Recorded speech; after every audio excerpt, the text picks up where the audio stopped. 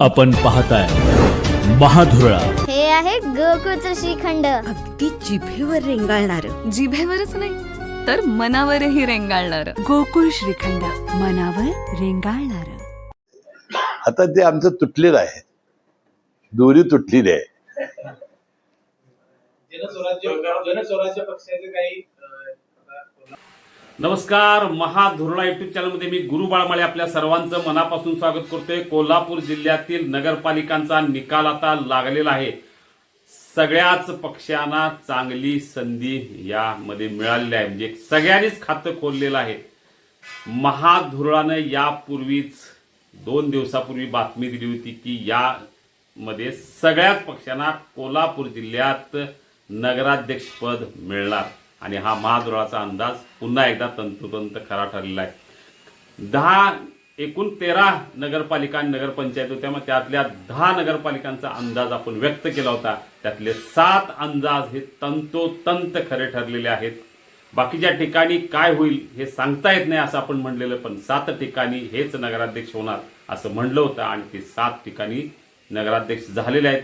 3 ठिकाणचा अंदाज सांगता येत नाही, प्रचंड चुरस आहे आपण असं म्हणलेलं, त्यामुळे तिथं वेगवेगळ्या गोष्टी घडलेल्या आहेत.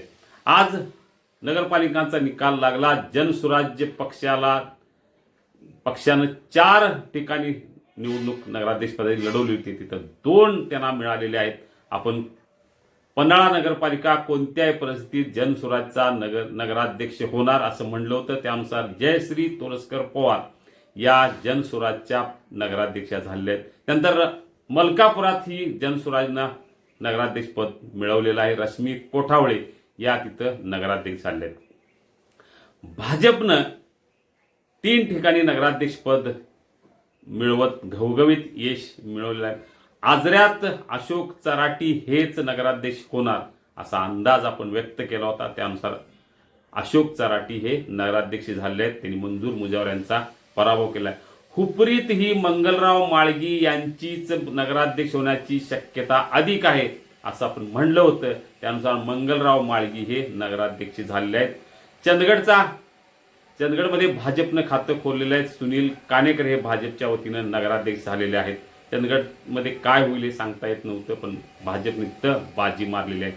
शिंदे सेनेनं सगळ्यात जास्त यश या एकूण मिळवलं, म्हणजे यड्रावकर आणि शिंदे सेना यांनी चांगलं यश मिळवलं आहे. यड्रावकर म्हणजे जयसिंगपुरात संजय पाटील यड्रावकर हे अपेक्षेप्रमाणे नगराध्यक्ष झाले आहेत. संजय यड्रावकरच नगराध्यक्ष होणार अशी बातमी दिली होती आपण, त्यानुसार संजय पाटील यड्रावकर हे नगराध्यक्ष झाले आहेत. मुरगुडमध्ये पण तेच होणार. सुहासिनी प्रवीणसिंह पाटील यांचीच नगराध्यक्ष होण्याची शक्यता जास्त आहे असं म्हणलं होतं. त्यानुसार सुहासिनी प्रवीणसिंह पाटील यांनी नगराध्यक्षपद मिळवलं, जे शिंदे सेनेचे आहेत. माजी खासदार संजय मंडलिक यांनी तिथं मोठी ताकद लावलेली, तिथं मंत्री हसन मुश्रीफ यांना धक्का बसलेला आहे. कुरुंदवाडमध्ये भाजप सोडून शिंदे सेनेत आलेल्या किंवा यड्रावकरांच्या सोबत आलेल्या मनीषा डांगे यांनी नगराध्यक्षपद मिळवलेलं आहे. हातकणंगले शिवसेनेनं चांगलं यश मिळवलेलं आहे. अजितसिंह पाटील हे शिवसेनेचे नगराध्यक्ष झाले आहेत. कागलमध्ये राष्ट्रवादीच्या सविता माने नगराध्यक्ष होणार अशी बातमी दिली होती. ती बातमी सुद्धा पुन्हा खरी ठरलेली आहे. सविता माने राष्ट्रवादीच्या नगराध्यक्ष झाले आहेत. गडहिंग्लजला महेश तुर्बतमठ हे राष्ट्रवादीचे नगराध्यक्ष झाले आहेत. काँग्रेसनं 2 ठिकाणी खातं खोललेलं आहे. सगळ्यात प्रचंड चुरशीची निवडणूक होती पेठ वडगावला, तिथं विद्याताई पोळ यांची सत्ता आलेली आहे, त्या नगराध्यक्ष झाले आहेत. शिरोळला योगिता कांबळे या नगराध्यक्ष झाले आहेत. म्हणजे एकूणच जनसुराज, भाजप, शिंदेसेना, राष्ट्रवादी, काँग्रेस या 4ही प्रमुख पक्षांना नगराध्यक्षपद मिळालेलं आहे. सगळ्याच पक्षांना या नगराध्यक्षपद मिळणार अशी बातमी आपण 8 दिवसापूर्वीच दिली होती आणि ती बातमी खरी ठरलेली आहे. आता बऱ्याच ठिकाणी सगळ्यांची सत्ता आलेली आहे. ह्या सत्तेतला पुढचा भाग आहे तो थेट विधान परिषद निवडणूक. आता महापालिका निवडणुकीच्या हालचाली वाढल्या. 2 दिवसात जिल्हा परिषद निवडणुका जाहीर होतील.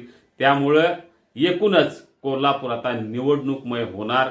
आज ताजी घटना हीच की नगरपालिकांचा निकाल आणि या निकालात सगळ्या पक्षांना संधी.